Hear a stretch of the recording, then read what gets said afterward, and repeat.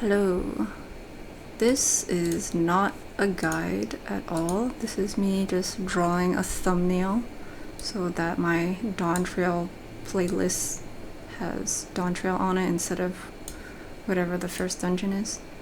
I've done this for these other ones too, where I was answering questions and stuff, but I think for this I will just give like a little update on the things that I've been up to. I just finished recording all the dungeons and trials that were released for Dawntrail, and next week they're gonna release the... This looks weird. It's kind of... well, let me readjust it. Next week they're gonna release the raids, like the normal raids, and so I'll go do those next week, and then I will record them and make long guides for those. And then after that, I probably won't be posting on this channel as much anymore because we'll have to wait until like more new content comes out for like the normal stuff. But I do have other channels if people here happen to want to see more content from me in general. I had made a study channel because when I was studying for this stuff, some steno stuff before, I had a really hard time focusing, and I was like, I need like a body double but not actually talk to anybody. And so I set up a channel to just do like a quiet live stream. And that was fine for a while, but then eventually I stopped studying stenography specifically, like court reporting stuff.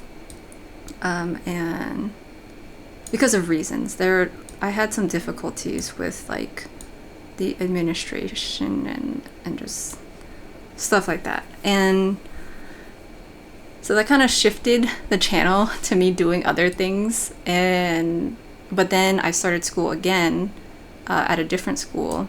And then I was like, well, I already started doing these other things on this channel. Like I was doing Let's Plays of the other Final Fantasy games. So Final Fantasy 1, and currently I'm on Final Fantasy 2.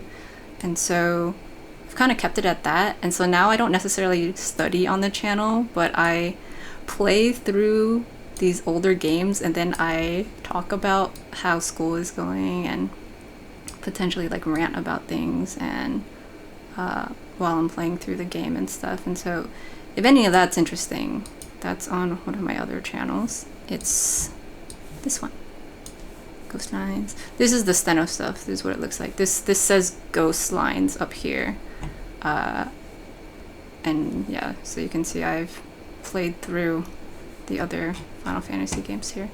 And then here I used to study here like that, but I don't really do this anymore.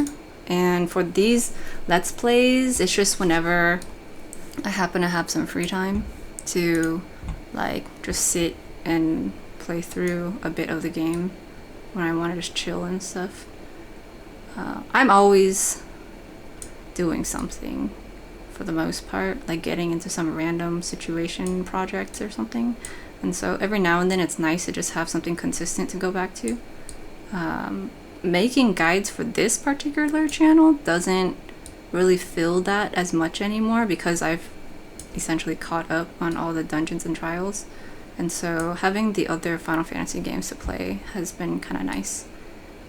And I also like don't understand a lot of the references people make. Like when I'm playing 14, they're like, oh, this is from Final Fantasy 4 or 7 or blah blah blah, and I'm like, is it? I don't know, okay.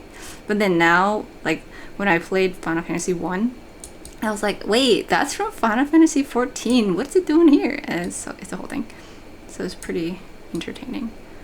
I also have another channel where I started doing the higher end content guides and stuff, which I've talked about in like the little community posts, but I'll show that here. There's this one, Ghost Guide Raid Stories. I really didn't want to make them sound like they're actual guides because the raiding community in 14 can, you know, be a bit hit or miss depending on which people you encounter. For the most part, it's fine, but every now and then you get some salty people, And I didn't really want to like get into arguments about stuff. And so when I started this channel, I here I wouldn't label the videos as guides per se, but more of a curious in-depth analysis based on the footage I accumulate from clearing particular fights. Hashtag no liabilities. Hashtag I don't pay yourself. Yeah, so this is me kind of just like consciously stepping into the space and not wanting to like start kerfuffles or anything. But the reality is they are basically like guides. Like I draw on them, I explain all the mechanics and all these things. And so it's basically like the videos that I make on this channel, except it's for the harder fights. And it just, I like to keep them separate because it's just a different vibe. You know, like for here, it's more like creating more resources for people to enjoy the game in a more casual way. However, I understand that just the casual part of the game can still be difficult for some people. Like it was hella difficult for me when I first started. And so like I care a lot about that, which is why like as soon as there's new content that I can release for this channel, like the more casual content, I immediately like jump on that and try to get footage to then make a guide for it. But for the higher end content, it's like I'm not really in a rush for that at all. Like I do like rating, I do like making guides, but I don't feel the drive to help out as much over there because there is actually a lot of people who make guides for higher end content. And some of them do it way better than me. It's more concise, it's more thoroughly researched and stuff. Whereas I'm super more casual, I take a longer time, like, which I'm not saying it's like, I wouldn't say it's better or worse. I don't think I want to compare it like that. It's just different. Like, for me, I do like having information given in a very logical manner, but I also do have some issues with like when I'm learning something, sometimes it's a little bit harder to maintain my frustration levels, for example, because like I really want to learn this new thing, like because I'm curious about all this stuff, but if something happens that stops me from learning the thing, then I get super frustrated. And so something that I have learned in like the things that made it difficult for me to stay in steno school was that I really didn't know how to handle like the emotional aspect of trying to finish school. Like the administrative stuff was making me really upset, and it had nothing to do with the actual work that I was doing, but it would make me so upset dealing with people that I just wanted to stop. And that's something that's followed me through the majority of my life, really. And I was like, I gotta figure this out.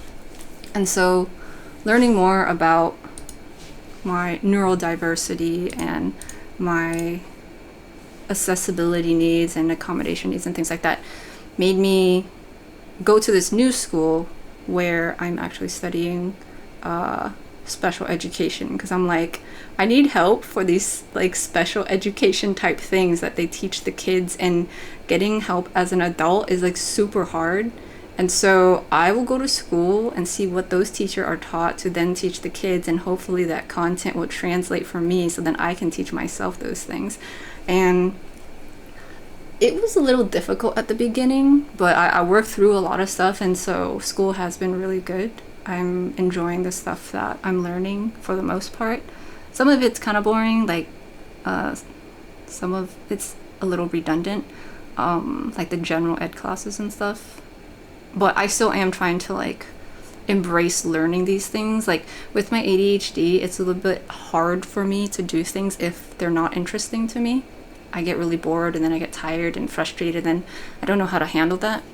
And so I've been learning more like planning tools and organizing tools to help me stay motivated, like finding things that I'm interested in, like stickers and whatever, and then putting stickers all over like the syllabus so that I'm more drawn to looking at it. For example, like little things that kids are taught to do, and I'm just like, give me the stickers. I gotta get through this class. And so that's been helpful. And I think in the grand scheme of things, I've realized that what I really needed was just to learn patience. And that wasn't necessarily given to me that often when I was younger. Typically, people would just expect me to know things already. And so I developed this perfectionist-like personality to the point where if I asked for help, they'd say, you should know that. Go figure it out. And then that made me not feel like I could ask for help anymore. And then I turned into an adult that didn't know how to ask for help, didn't know how to then solve problems that were too difficult. And it's a whole thing, right? Like, it's the problem that a lot of gifted kids end up encountering when they turn into adults because they didn't learn the skills they needed to learn. In addition to that, I got ADHD problems, I got dyscalculia problems, like with math and numbers and things like that, all these things. And so I definitely feel like I'm trying to learn how to be the person who will sit down with someone and be like, oh, you don't understand this? Okay, let's work through it together. Let's take it step by step. Let's break it down. Okay. Oh, I see what you're doing here. What's going through your mind as you're solving it like that? Oh, because it sounds like this other thing? That makes sense. However, this little thing here is what's different than the other thing. So that's why we have to do it like this instead. Like, like it might sound patronizing to some people, but there is a difference. It's not, why would you do it like that? It's not like that. Obviously, it's like this, like that is very abrasive. That version is abrasive and like judging the other person and making it sound like they're dumb and all that stuff. And like that, I feel is unacceptable. But the other version, the patience of like just being open and curious about what someone's going through and allowing a person to like express the frustration and then walk through the thought process. Bro, y'all gonna make me cry, you know what I'm saying? Like it's so hard to learn that on your own. I think that's something that you have to learn from other people. And ideally, you would learn that from your caregivers, like your parents, your teachers, like the people surrounding you when you're growing up. But yeah, you missed out on that, then it's gonna be difficult. And I would say it has been really difficult for me. And so being able to finally kind of figure out where the issues lie for me and what's kind of stopped me from, I guess, succeeding in the things that I want to do, I realize now, okay, I need to learn this skill from other people. And therefore, I have to interact with other people. I have to put myself in uncomfortable places, such as having to interact with people, because I don't know how to learn this by myself. And so, in this new school that I'm in, like every time I have to talk to someone, I'm like, this is a learning opportunity.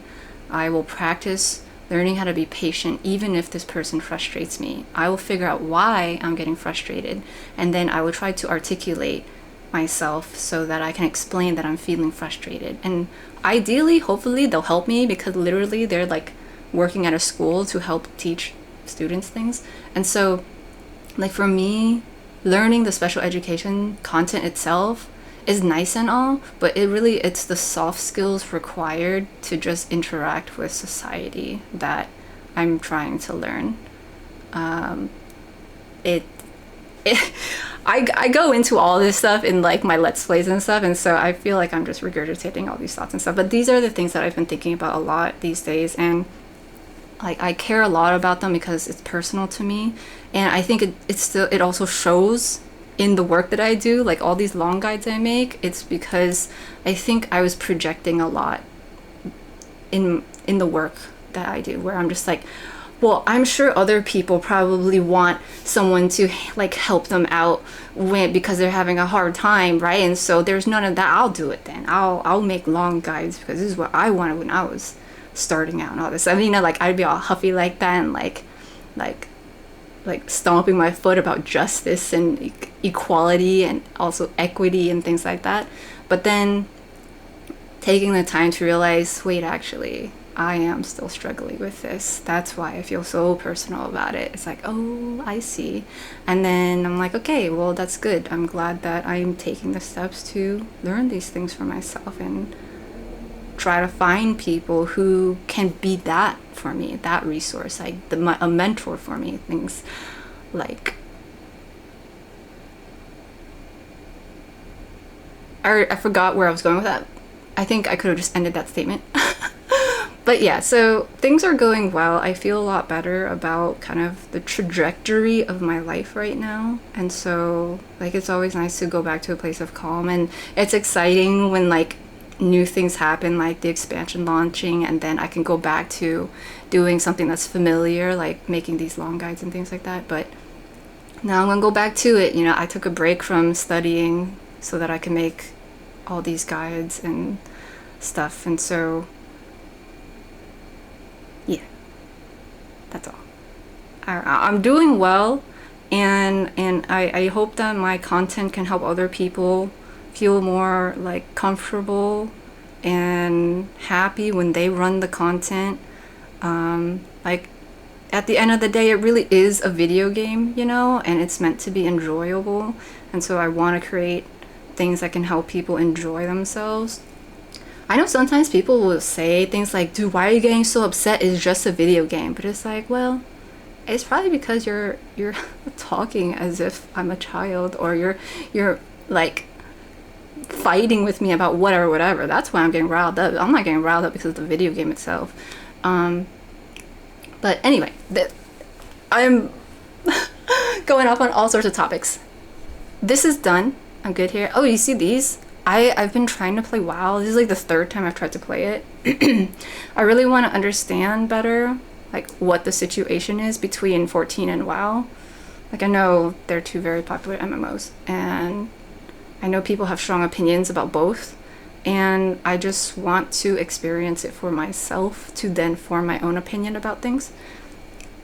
And so I haven't played too much of it, but I've been dabbling here and there. It's really hard for me because I prefer to play on controller, and they don't have very good controller support. They have these add-ons that, like, allow you to use controller, but it's just a lot to finagle with. And so I'm experiencing the thing that I felt when I first started playing 14, which is I can't even play the game right now. I just gotta learn how to move my character. So having all the experience now of playing 14, I'm trying to bring that with me to WoW. And I'm like, all right, so this is an AoE move. This is like the jump thing. This is me like dashing here and there. Okay, so